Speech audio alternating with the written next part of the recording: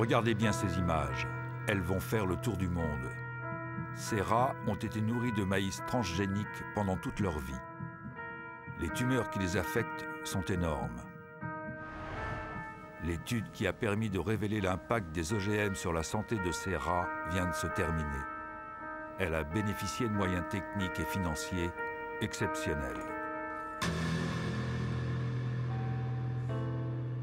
Pendant 2 ans, nous avons pu en suivre tout le déroulement. Après des années de doutes et de polémiques, allons-nous enfin connaître la vérité sur les OGM? Ne serions-nous pas alors face à un scandale de santé publique touchant le monde entier?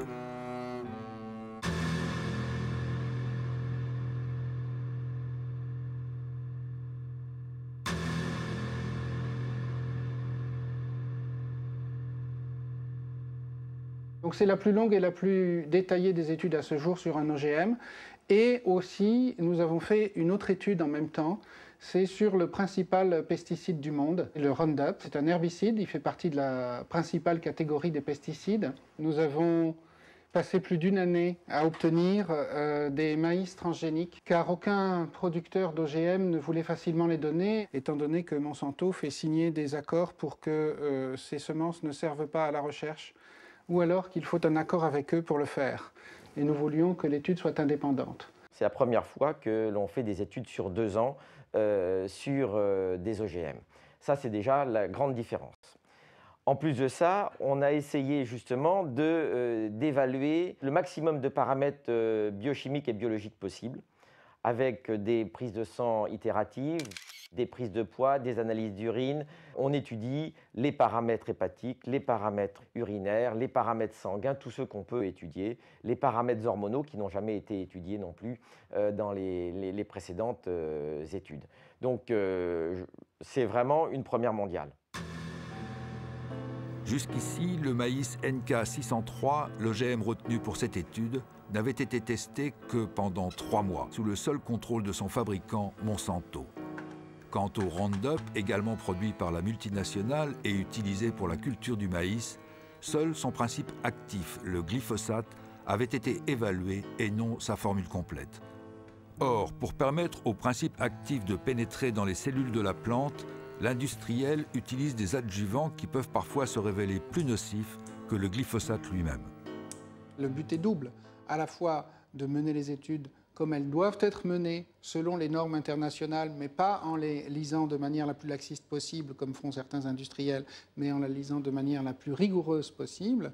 Et deuxièmement, de savoir effectivement s'il y a des effets secondaires. Mais comment peut-on le savoir sinon en donnant ça à des animaux et en mesurant tous les paramètres sanguins et en regardant tous leurs organes finement?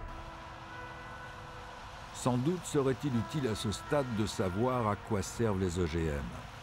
C'est le plus souvent une plante qui a été conçue soit pour produire son propre insecticide, soit pour être tolérante à un herbicide qu'elle pourra recevoir à dose massive sans mourir. On comprend bien l'intérêt pour l'agriculteur.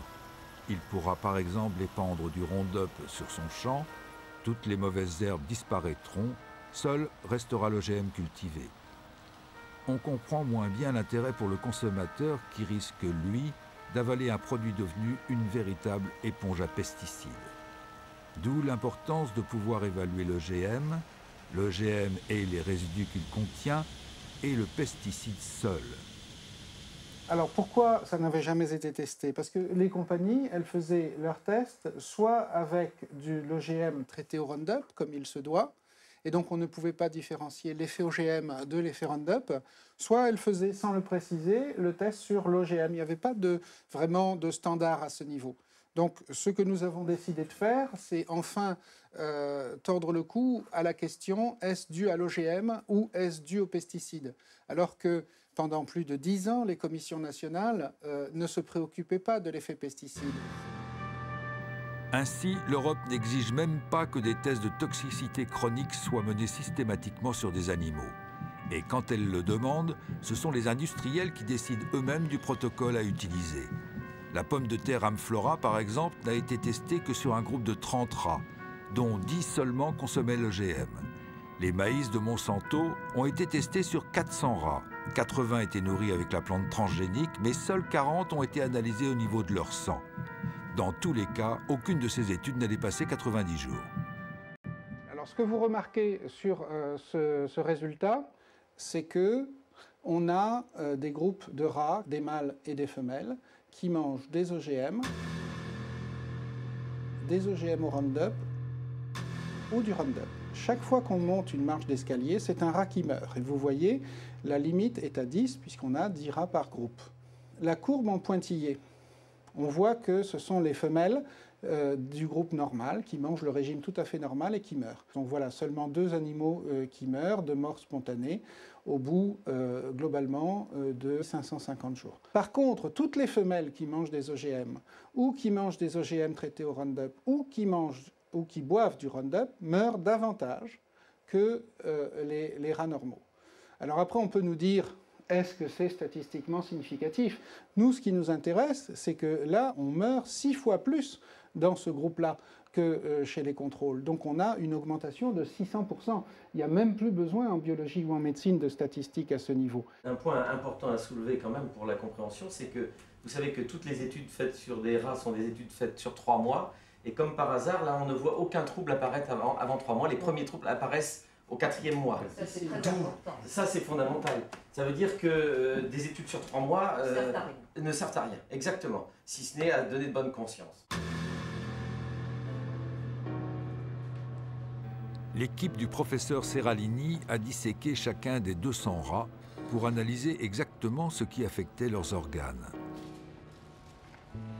Le but, tenter de comprendre comment chacun des 3 régimes, OGM, OGM et Roundup seul, pouvait agir sur le métabolisme des animaux, particulièrement en ce qui concerne l'apparition de tumeurs qui, sans surprise, ne se développent seulement qu'après le 3e mois. Alors, le nombre de tumeurs palpables, bien visibles, qui apparaissent chez les animaux au cours de l'expérience sont représentés sur cette figure. Donc là, on a les rats qui ne reçoivent que des OGM face à ceux qui mangent une nourriture normale. Vous voyez qu'il y a très peu de mâles qui ont des tumeurs. Ils sont plus résistants pendant la durée du traitement. Donc, ce que nous remarquons sur ces figures, c'est que chaque fois qu'on monte une marche d'escalier, ce sont des grosses tumeurs qui font au moins 17 mm sur 17 mm, ce qui veut dire que pour le rat, pour montrer des photos, c'est énorme, hein. Ça peut être l'équivalent d'une tumeur grosse comme ça chez l'homme, hein, énorme. Il se trouve qu'on a identifié chacune de ces tumeurs et 94% des tumeurs sont des tumeurs dites mammaires, c'est-à-dire ce qui correspondrait à des tumeurs du sein chez la femelle. Donc là, il y a des tumeurs du rein chez les mâles, mais il y a aussi des tumeurs mammaires, ce qui est assez exceptionnel chez les mâles. Ça laisse soupçonner un effet hormonal. Et d'ailleurs, qui n'est pas dose dépendant. Le cancer, 60% des cancers du sein, en fait, dépendent de perturbations hormonales. L'étude du professeur Seralini nous réserve une dernière surprise. Et celle-là est de taille. Alors que l'on pouvait soupçonner que la surmortalité des rats serait principalement due aux pesticides associés au maïs, il semblerait que l'étude ait mis en évidence pour la première fois au monde un effet dû à la transgénèse elle-même. C'est-à-dire que le seul fait d'intervenir sur le génome de la plante pour le modifier pourrait avoir des conséquences que personne jusque-là n'avait prévues. De quoi remettre en cause toutes les conceptions scientifiques ayant conduit à l'invention des OGM. On n'avait jamais testé le Roundup lui-même pendant 2 ans. Ceci dit, le Roundup, dans nos études cellulaires, montrait que les cellules de foie, d'embryon, de rein, de placenta, de cordon ombilical mouraient beaucoup plus vite. Donc là, on peut dire que globalement, on a cette surmortalité OGM et Roundup. Mais ma plus grande surprise, ça a été de constater cette surmortalité pour l'OGM tout seul, sans Roundup. C'est-à-dire que les OGM faisaient mourir plus vite et plus fort les femelles et même certains mâles que le régime contrôle. Et donc, il y a là un effet qui peut être dû soit au gène de l'OGM qui s'est mal inséré dans la plante et qui a perturbé le reste, soit un effet métabolique secondaire. Une modification d'une céréale ou d'un maïs OGM, en fonction des gènes insérés pour le transformer en OGM, peut avoir des résultats différents. C'est-à-dire que ce n'est pas parce que cet OGM-là a cet effet-là que tous en auront, et il y en a peut-être qui en ont bien plus d'effets. Ça, c'est quand même marquant, c'est que ces 7 OGM que mangent les Américains Voilà. et cet OGM que nous importons et que les agences européennes, y compris françaises, ont autorisé à l'importation et à la contamination de l'alimentation. Aujourd'hui, seuls 2 OGM, un maïs et une pomme de terre, sont cultivés dans quelques pays européens. Ce qui n'empêche pas 27 millions de tonnes de soja transgénique d'entrer chaque année dans les ports européens.